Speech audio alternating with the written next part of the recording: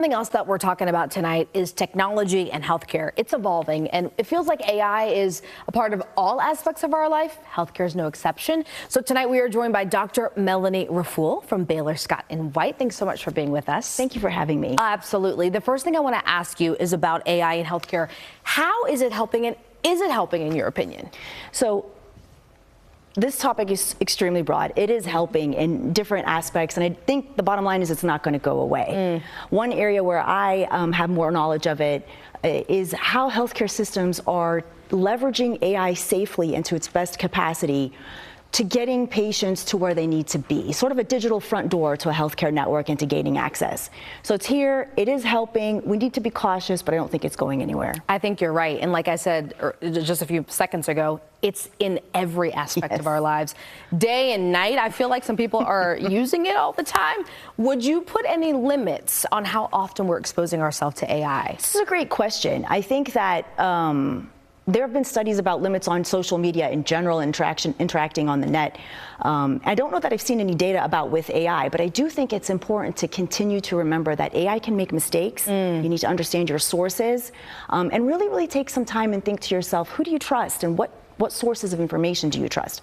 I like getting a lot of different opinions, but again, do your due diligence on the trust factor. You have to double and triple check. I want to stick with this for just a second. In terms of limitations on the hours for healthcare providers and when they can be seen, what are your thoughts on that in terms of AI? So this is a really interesting leverage of AI. So at Baylor Scott & White, where I work, and on the digital informatics team that I help support from a clinical standpoint, we've created a space on the web and on our app. It's called Help Me Decide. You click it, you start talking. This is what I'm feeling. This is what my symptoms are. I'm concerned about this. That front door is AI. It is a chat. It is a digital kind of experience 24/7.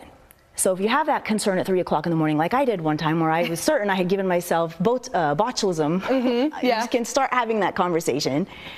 And it's geared to be safe and to direct you to the next best step. So it's that marriage between tech and healthcare. And also a solution from someone who's a trusted professional who knows what they're talking about, and you're not just Googling symptoms in the middle of the night and you don't know what's going on. Certainly, and has a healthcare system behind it, ready to kind of intervene and give you the care you need. Sure. Other technology advancements that we should know about in terms of medical treatment that are helping, in your opinion? With AI in particular, I think it's really interesting what AI is doing with big data sets, like reading CAT scans, reading PET scans, getting more and more nuanced and very detailed reads.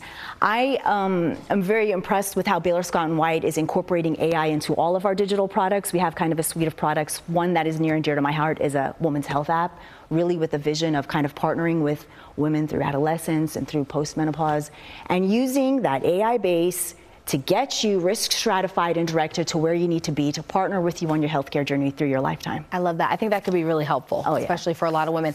As someone who's using it, as someone who is talking about it, what do you see our future as when it comes to healthcare and AI? I truly don't think you'll get rid of the docs and the healthcare providers and the nurses and the physician assistants, because there's something that happens in that room or in that space that's almost, it's nuanced, it's relational, it's an emotional intelligence. So I think we are going to continue to leverage AI and optimize and innovate so we can push it into its best functionality to support us to see you efficiently, quickly, and safely. See them work together in tandem. A marriage in truth. Absolutely. We love that. Thank you so much for being with us. Thank you for having me. Dr. Melanie Raffoul from Baylor Scott & White. Remember, you can always watch any of our Eye on Health segments if you missed them. They'll be right for you on CBSNewsTexas.com.